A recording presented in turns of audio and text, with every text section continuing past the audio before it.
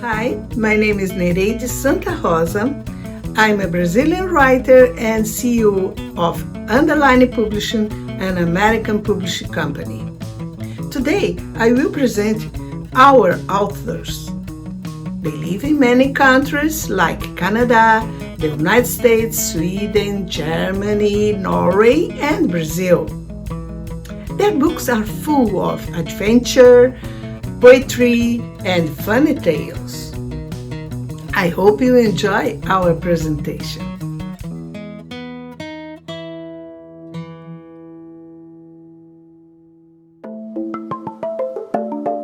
Alice in the Seven Keys by Adriana Peliano.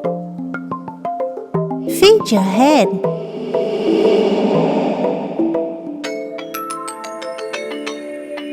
Curiouser and curiouser.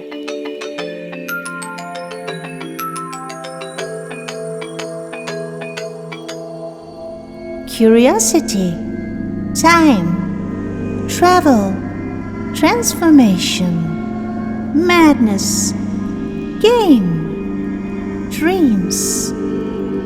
In Alice in the Seven Keys, Adriana Peliano accompanies you on a journey, exploring your creativity by means of games, magical elixirs, and her resplendent collages.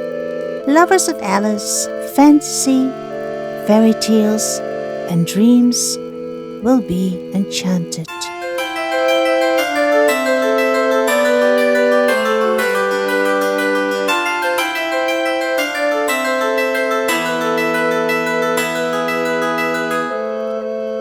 Alice and the Seven Keys by Adriana Peliano.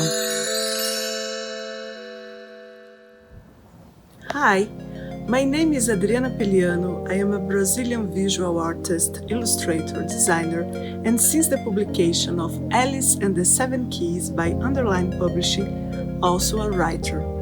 I wrote, illustrated, and designed this book, and in the words of the White Knight, it's my own invention. Throughout the last few decades, I have been connecting to the adventures of Alice in Wonderland and through the looking glass in different ways. I love this book since I was a child. I have already illustrated both of them twice and also created a Portuguese version of the manuscript of Alice's Adventures Underground. In 2009, with a group of other scholars, artists, and Alice lovers, I founded the Lewis Carroll Society of Brazil. Since then, we have published articles, offered art workshops, lectures, cultural events, and other hallucinations. In the beginning of the pandemic, I entered in a dark cave, as did many people, and decided to find in the Alice books a medicine to produce a more meaningful and creative life. What I imagined could feed new perceptions and experiences after this collective nightmare that we still are living. The book took off from a secret that I carried in my imagination for years, that Alice didn't visit the beautiful garden seen through the little teeny door. The garden of the Queen of Hearts was a totally different one. Well, the 7 keys in this book are available to Alice and you, the reader. They are curiosity, time, travel, transformation, madness, game, and dreams. The book does not tell a story, rather it's a mixture of ideas, memories of dreams of my childhood, collages including the illustrations of John Tenniel and other artists like Salvador Dali, Max Ernst, Hieronymus Bosch and others, games, recipes for magical elixirs, and an invitation to a journey to find the Garden of Wonders and the magical elixir that live in our inner world. This is Alice and the Seven Keys by Adriana Peliano, Underline Publishing, 2021. Hi, my name is Peter Hayes. Hi, my name is Beti Rozen. And together we wrote this book, Without Words. Sem Palavras. We live in New Jersey. Originally, I'm from California, and I've been writing since I was about 21. I got inspired by my years of working in theater, and I began writing plays. But later on, Beti and I met and we teamed up to write children's books together. Yes, my first book was published in 1982 in Rio de Janeiro, because I'm from Rio de Janeiro, and was published poetry. And after I started writing for children, my first book came up in 1984 in Brazil. But now I live in the United States, in Fort Lee, New Jersey, for almost 30 years. Have you ever wondered what it's like to be an immigrant? Maybe you are an immigrant. And if you are an immigrant, or you wondered about what it's like to be an immigrant, have you ever wondered about what it's like to be an immigrant from Brazil? Well, that's what Without Words is about. It is a story of an immigrant, a boy, who immigrates from Brazil to the United States, and he uses his talent for drawing to adapt to life in the United States. And the talent is from a famous illustrator, Daniela Zulay, that just passed away during the pandemic. So this is a tribute to Daniel Zulay. We'd like to read just a little bit from this book.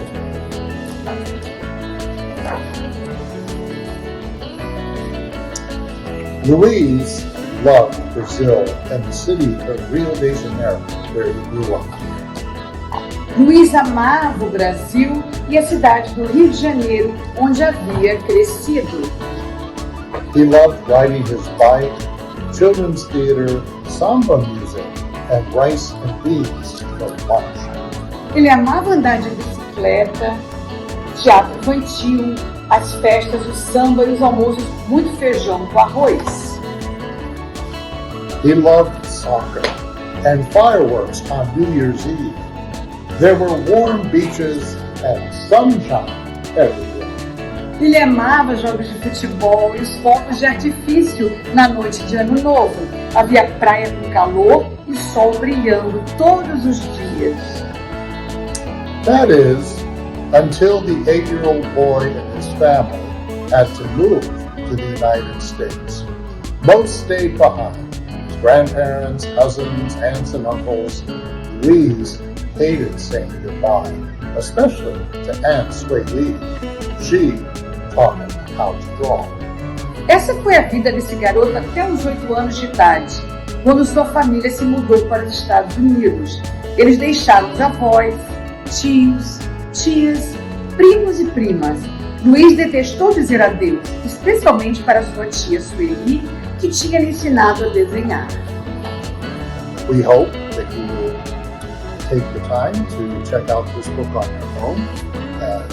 For readers of 5 years old and up, can be older than 5. Thank you for listening. Bye-bye. Bye. Hi everybody, I'm Ciça Ribeiro. I live in São Paulo, Brazil. I'm a children's book author. In 2014, I started writing. I always enjoyed playing with kids. Being among them gives me joy. And in 2014, my dear niece, Luma, was 5 years old, and one of our favorite pastime was to create stories. And one day she laughs a lot, and in that precise moment I asked myself, why not write so that other kids enjoy themselves and have so much fun as we were having? And that's what I did. The Magical Bridge of Clementine is my new book. It was published by Underline Publishing, illustrated by Melissa Lagoa, and translated by Professor John Milton. The story regards to the Clementine's passion for bridges. Clementine is a very imaginative young girl, and whenever she passes a bridge, her imagination flows, and she creates new worlds, and she decides to draw everything that she feels and sees. And also, I would like to read a short piece of the story. To say that Clementine loved bridges would be like trying to observe a grain of sand. She never spent a day without imagining the drawing of a bridge, and she was always dreaming. She never told anyone else about her dreams and stories because everyone was already tired of hearing them, and they thought, what can a young girl see in a bridge? However, bridges were very special for Clementine. Lucky for her. This story was chosen to invite young readers to the world of literature. And I invite you, young reader, to read The Magical Bridges of Clementine. I'm sure you're gonna love it. It's magical. Hi everyone, my name is Cleo Monteiro Lobato, and I am Brazilian, and I live in California in the United States. And since 2019, I have been translating and adapting the works of my great-grandfather, Monteiro Lobato. He was the founder of Brazilian literature for children, and this is the first story of his first book. In English, The Adventures of Nazarinho, Book 1, because there are many adventures to follow. Let me read you a bit. So let's see here. Here we have Nazarinho, whose name is Lucy, Fish Charming, a prince, and Emilia, her doll. Once, after feeding the tiny fish in the stream, Lucy felt her eyelids droop drowsily. She lay down on the grass with the doll in her arms and watched the clouds up high in the sky, drifting by, forming castles and camels. As she was falling asleep, lulled by the stream's whispering waters, she felt a tickling on her face. She opened her eyes wide. A small fish, all dressed up like a person, was standing on the tip of her nose. Dressed like a person, yeah!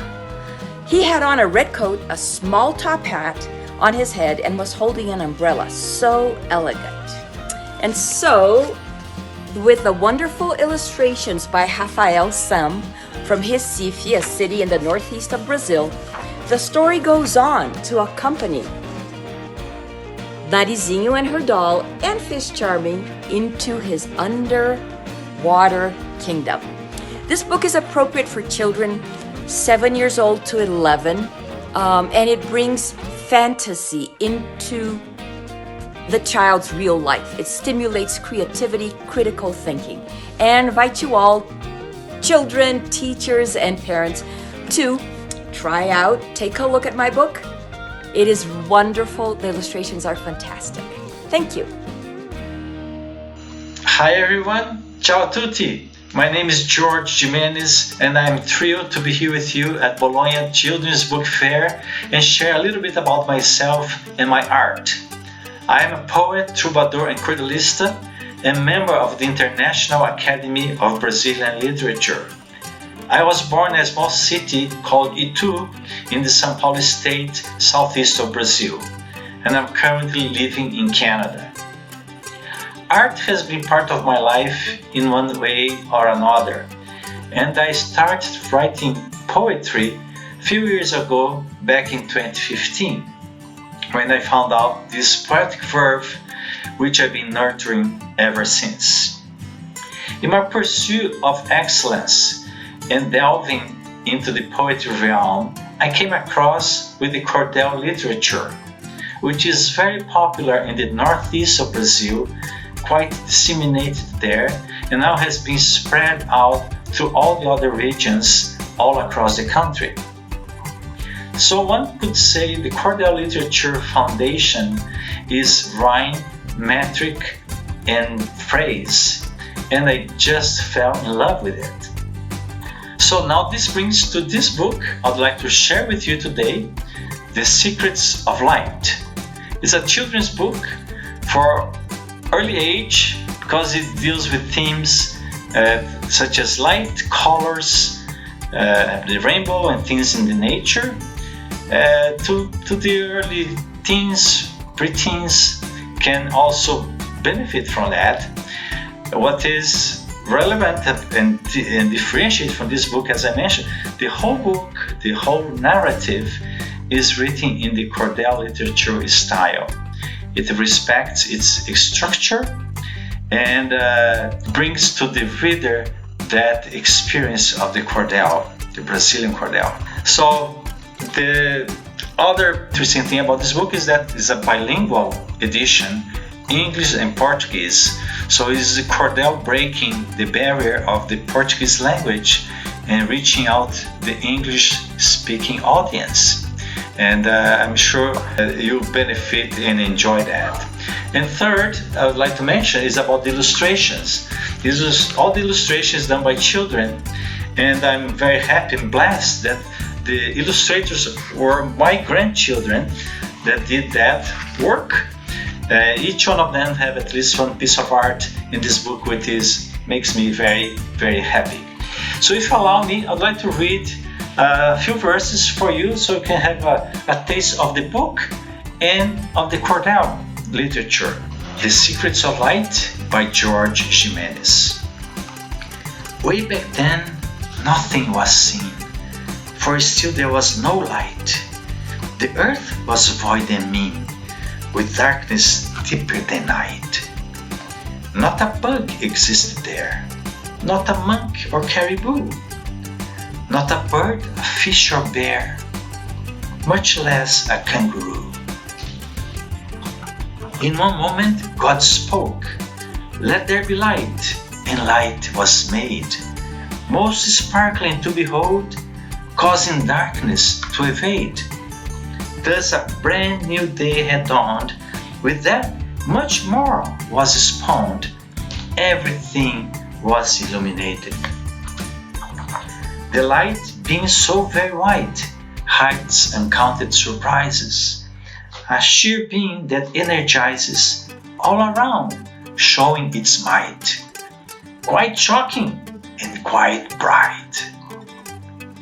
And I'm stopping here, and I would like to invite you to read the rest and enjoy that.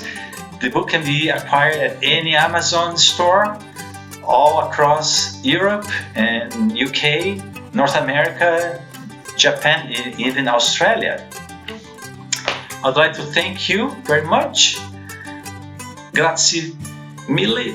Arrivederci. I hope to see you soon. Hello, my name is Heloisa Shurmann. I live in Santa Catarina, Brazil. I'm an author and I have been writing since 1995.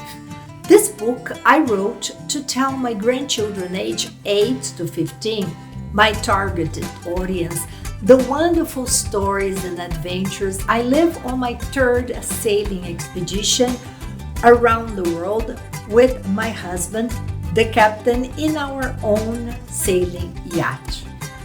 It is a fun, multicultural and educational book about tales, adventures, tradition, cultures, and our caring for the oceans in places like Antarctica, Easter Island, China, Japan, Borneo, among others.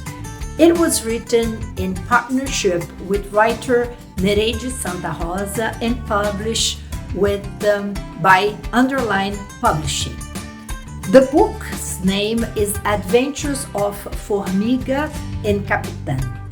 I will read to you the chapter 6, Cleo, the ghost ship. Navigating in Chile, we follow the water paths through channels between mountains. There, in the middle of the mountains and the sea, we were just in company of many penguins, sea lions, and dolphins. Suddenly, we received an unexpected visit, a couple of Andean condors, an incredible bird with more than 3 meters of wingspan from one side to another. It was a quick meeting and a wonderful sight. We continued sailing, and I said, as everything was calm, I'll tell Captain the legend of the Cleo. Do you want to hear? this legend? Yes, please tell us, the four grandchildren answered together. Okay. I remember, said the captain. You scared me with the story. It was really scary, he said, laughing. Why did you get scared, Grandpa? Asked Chloe, hugging him with affection. I told them a story of a ghost ship sailing the seven seas. Legend has it that on foggy nights it may appear above the water or it may be submerged. Always lit, you can hear the sound and voices of witches and dead castaways living on its deck.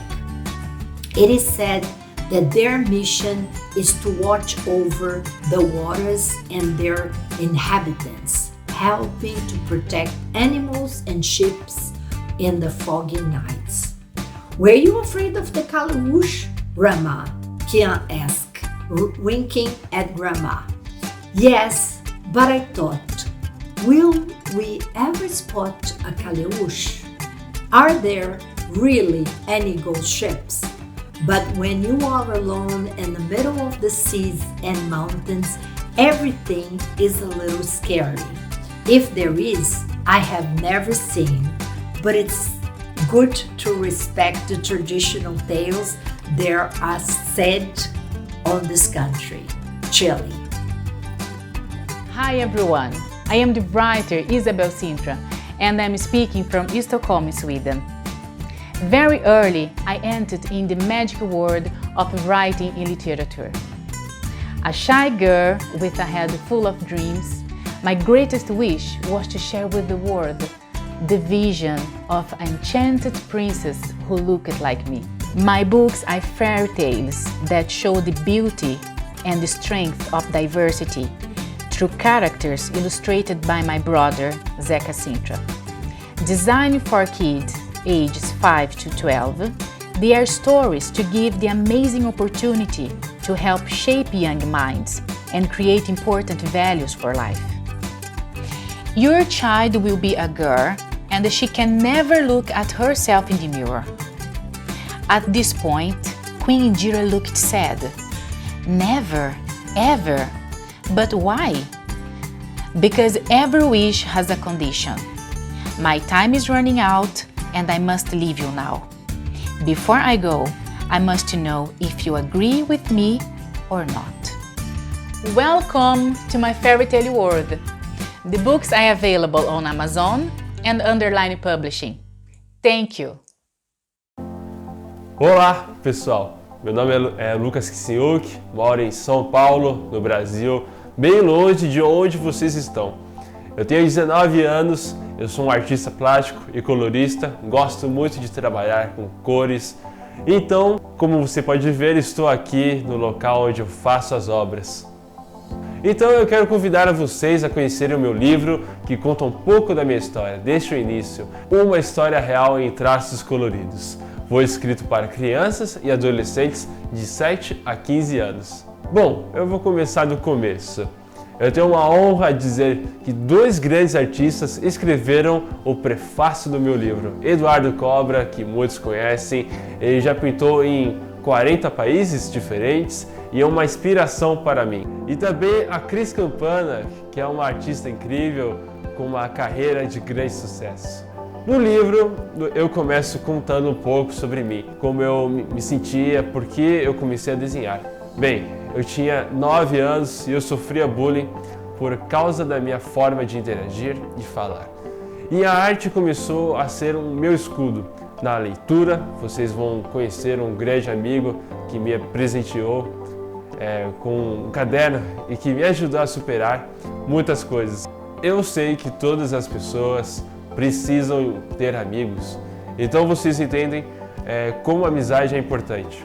No capítulo 2 eu conto sobre o meu estilo, porque desde o começo de tudo eu já tinha uma identidade, que são minhas listras e contornos coloridos. Isso fica bem característico desde os meus primeiros desenhos. E com o passar dos anos eu fui aprimorando isso. Conto como foi a minha primeira exposição e como isso foi marcante na minha vida, e eu tinha 12 anos. E o capítulo 3 é como uma hora da verdade, né?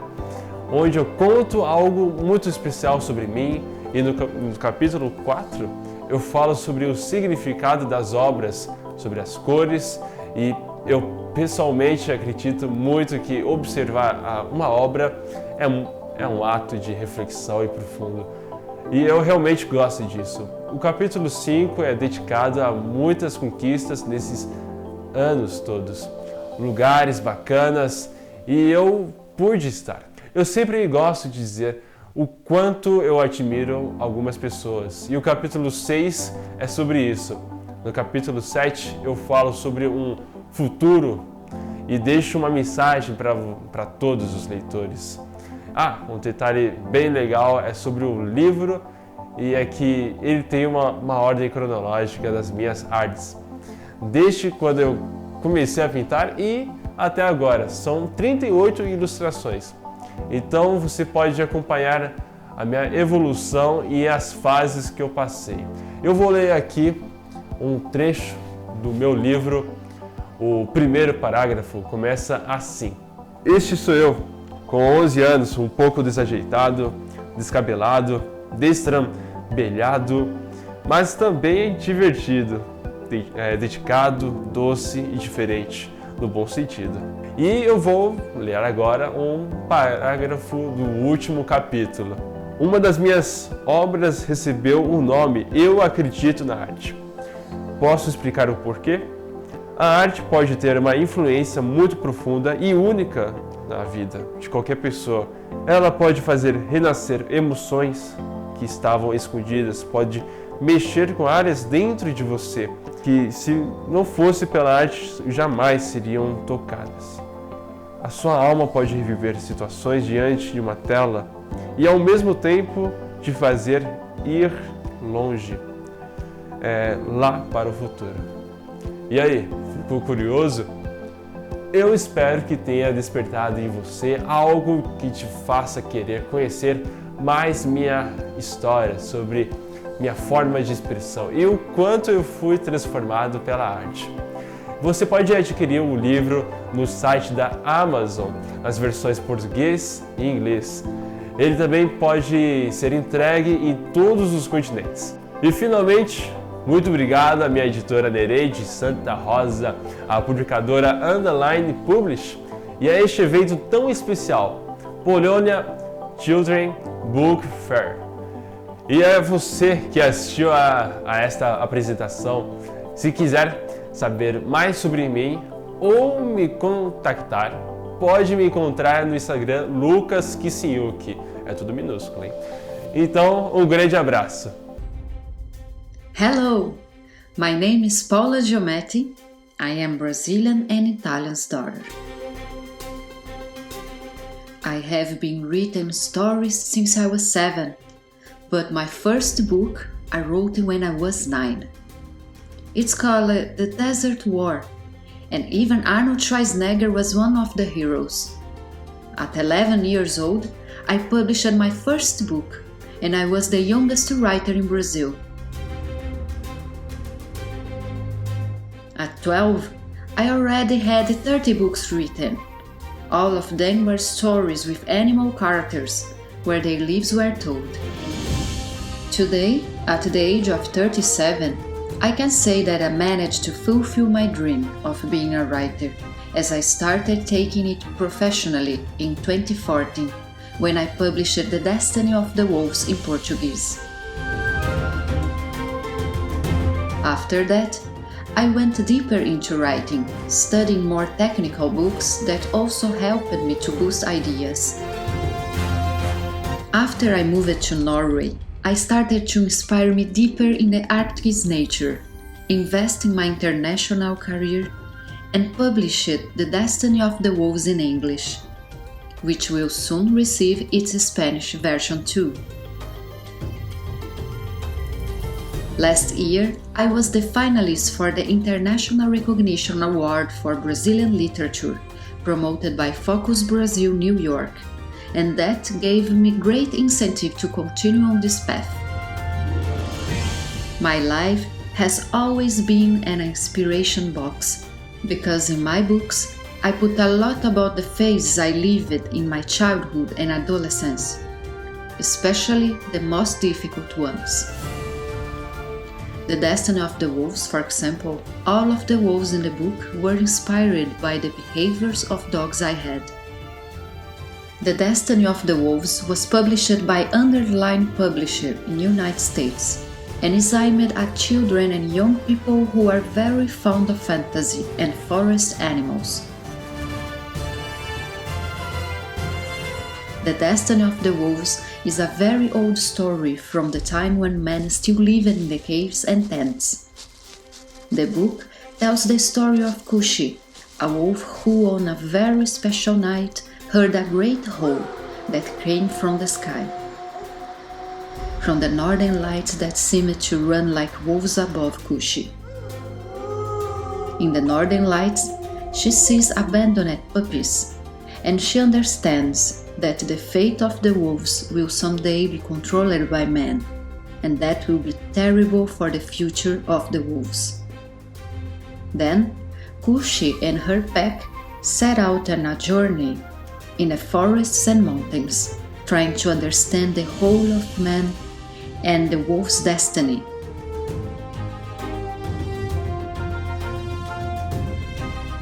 For this, she will count on help of a dangerous grizzly, a very mystical eagle, a wise elk, and 2 carters that the northern lights will bring near Kushi. 2 dogs, one of whom has an owner who treats him very well, and the other has not yet found an owner and lives on the streets. That night, it was not only the full moon that was working its magic on the wolves. From the flowing shapes of the aurora borealis, their ancestors emerged in the form of sacred spirits with great wisdom. When a wolf heard the howling of an ancestor, it was because destiny had assigned him an important task of some kind, or because he had reached the age when he would soon become an ancestor in his own right. While the pack rested high up on the hill, sky-spanning images of their forefathers erupted above them. The wolves looked out over the tree-lined valley towards a cluster of partly unfrozen lakes, which allowed many animals to quench their thirst. If you like animal stories, I invite you to participate in this wonderful wide adventure in the book The Destiny of the Wolves from Tales of the Earth series, and it is available for you and your family in English on Amazon.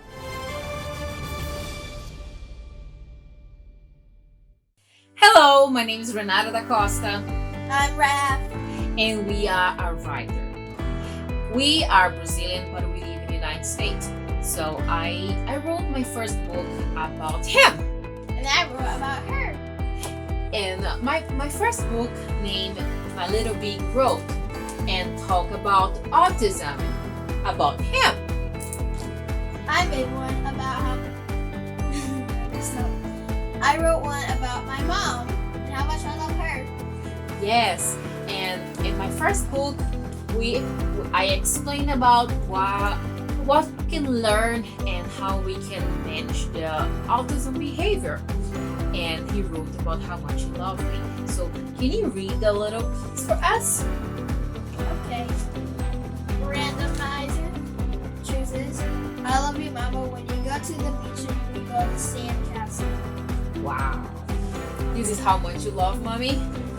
No. So, and in the last week, I just show my new book. And this new book talk about me. Yeah. Yes, talk about him again. And can you explain what is in this dream about the bath in a tub?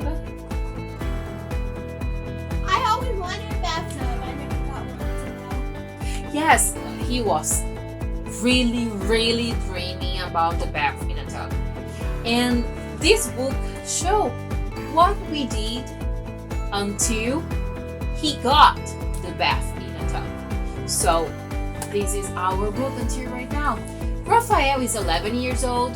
He's autistic and he's a writer. He's a pianist. He played drum and recorder. He played how many concerts in Berkeley? 4. Yeah, I think it's 4. 4 concerts. And it's either 4 or 3. I think it's 4 and 3. You play your composition. Yes. And last week he just got the trophy about he's the best Brazilian writer in the United States. Are you happy? Yes, he's happy. So I wrote poems. I wrote a lot of different type of books, and I'm really happy to participate and show about us. And thank you so much for everything. I participate in more than 5 academy. I am from the academy in New York, Portugal, Italy, and some in Brazil too. I have some trophies, some premium. So thank you so much, and see you then. Bye. Hi, my name is Regina Drummond, and I'm a Brazilian writer, translator, and storyteller. I wrote more than 140 books for children and young people. Daisy Dolls Don't Break is my first work for Underline Publishing. 5 short stories with women as protagonists, written for those who are not afraid of the supernatural, the fantastic, the terrifying, and appreciate the racing heart, the cold sweet, and the fright. Enjoy it! That's it for today. Bye, everybody!